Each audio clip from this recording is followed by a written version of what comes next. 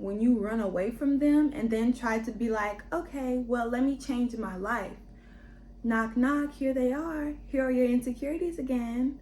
Here are the doubts that you have in your mind. Here are your mommy issues. Here are your daddy issues. Here are your abandonment issues. They're never gonna go away until you turn around and face them.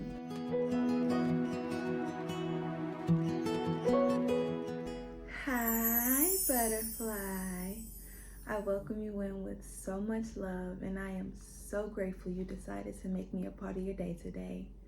If you feel called, please subscribe and join the family so we can sow together and grow together. Before we begin, I do want to be completely transparent with you all and let you know that I have been denying myself true authenticity in the videos that I've already posted.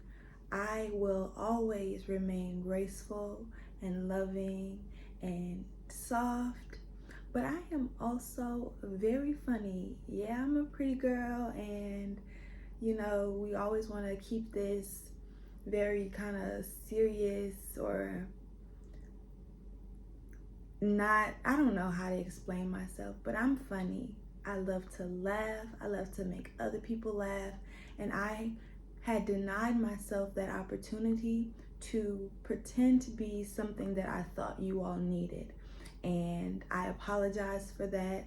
I never want you to get comfortable with a part of me that's not authentic or completely true. I'm always gonna be graceful, I'm always gonna be loving, but I wanna make you laugh. I love to laugh, and I know laughter is the best medicine. So please forgive me, and yeah, I want you to always feel welcome, always feel you can be your genuine, true, and authentic self, and I was denying myself that, so I never want to deny any of you the opportunity to get to know the real me. Let's begin. Sometimes the one thing that holds us back from being our best, higher versions, loving, beautiful, true selves is the fact that we're holding on to the person that we used to be. And along with holding on to who we used to be, we stay in jobs that we hate or are unfulfilling. We stay in relationships that are hindering us, that are toxic, that are no longer serving us. We stay a version of ourselves that we don't need to be anymore. You know, we're holding on to something and justifying our behavior or our decisions based on history or time or the amount of money or whatever you've already invested into that. You're holding on to it for the sake of what you already did, and that's a hindrance within itself. You're never gonna get that time back, my love. So let it go. You're holding on to it for no reason. We have a tendency to romanticize potential about jobs, people, relationships, environments, our own selves. We romanticize the potential of those things instead of taking accountability and analyzing what they really are. I want to encourage you on today to let that version of yourself go. She no longer is serving you. I saw a woman on Instagram. Her name was Lisa. I don't know her last name, but she spoke about how the one thing that clicked for her and the one thing that helped her change her life was mourning the death of the person she used to be. And that really stuck with me. And at the time that I heard it, it was like, that's interesting. But now that I am doing the work and I am walking the walk and I am talking the talk, it's really resonating with me. And I really had to sit down and mourn the death of the woman that I used to be. I don't want to continue to hinder myself or disobey God's will for my life simply because of how much time, money, or effort I had already invested into it. So I loved who I was I'm not even gonna lie and say that I loved that person, because I didn't. And that's another story for another day. But I honored the person that I was, but I also had to mourn her. And I encourage you to do the same. Let's dig deeper. It's important to know that if you never change, if you never evolve, if you never give yourself the opportunity to be better, you will never ever grow. You will be complacent in your stagnancy. You will be a external person who's like, I'm just stuck and I can't get out of it, when all you really have to do is let go of what was and embrace who you are becoming. Love who you are right now and embrace who you are becoming. It's like the analogy of a tree. And I have to give credit to the pastor of my church, Pastor Ken, when he said that leaves in the fall, they change colors and then they die off of the tree. The tree does not mourn, or it allows for that change to occur because it knows that springtime is coming again.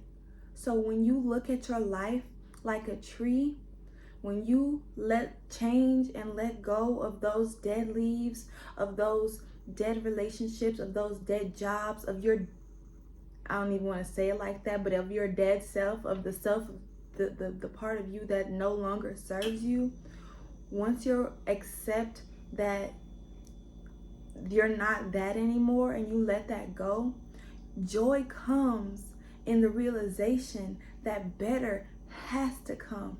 There's always going to be light at the end of the tunnel. There's always going to be gold at the end of the rainbow, however you want to look at it.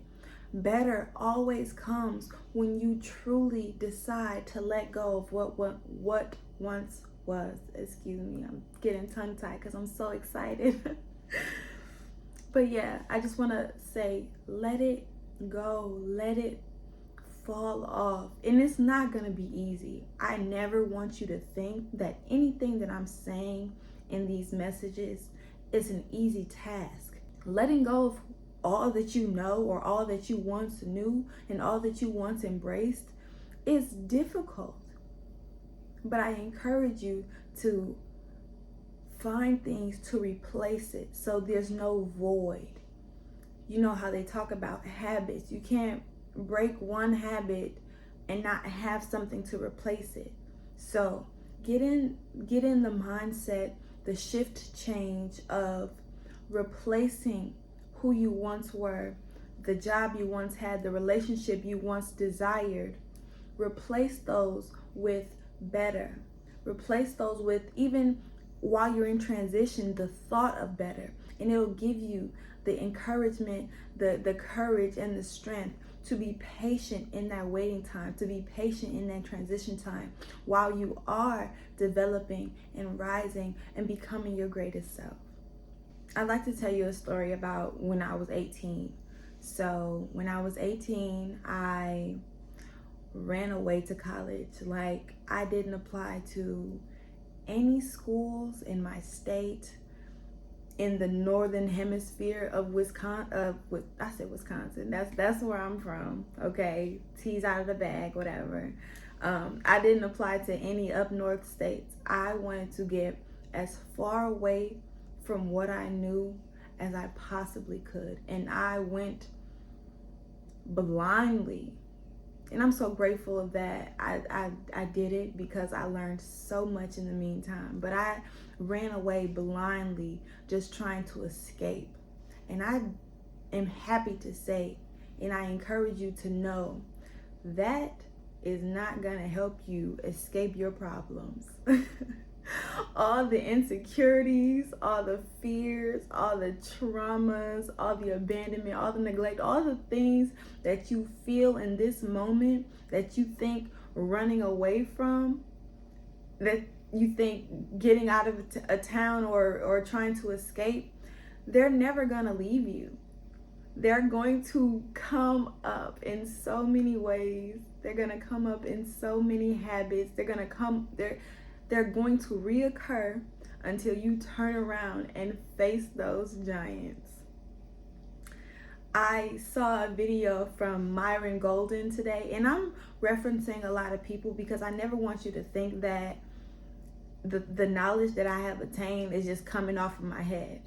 I had to take a serious journey and embrace all the knowledge that I was acquiring in the meantime so that I'm able to tell you things. So even today, Myron Golden, I think that's what his name is. Excuse me if I mispronounced your name.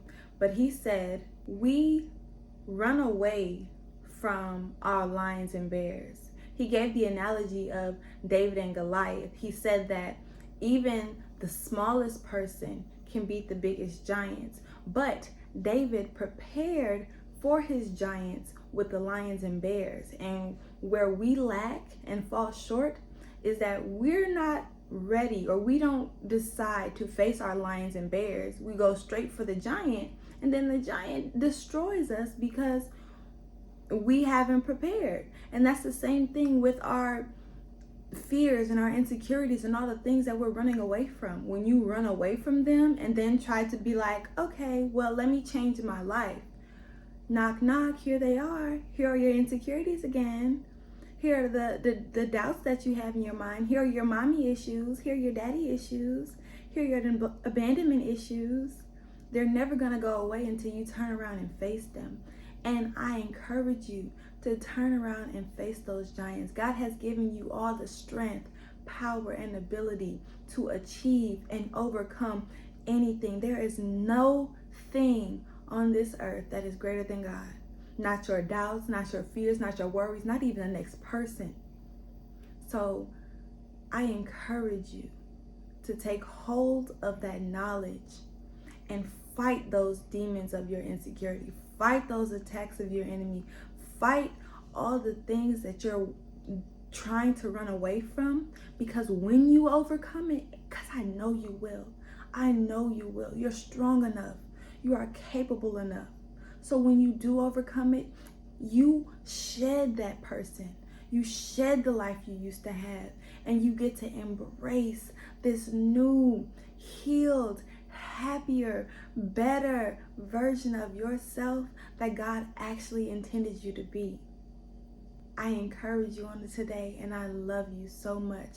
I know you can do it. I know you can let go of those things that once was. It's not important anymore. It's not serving you anymore. I love you, and most importantly, God loves you.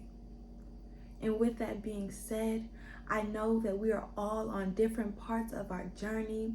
We're all transitioning at different rates. So no matter where you are in your metamorphosis, I pray that you do it with grace and love. And until next time, fly high, butterfly.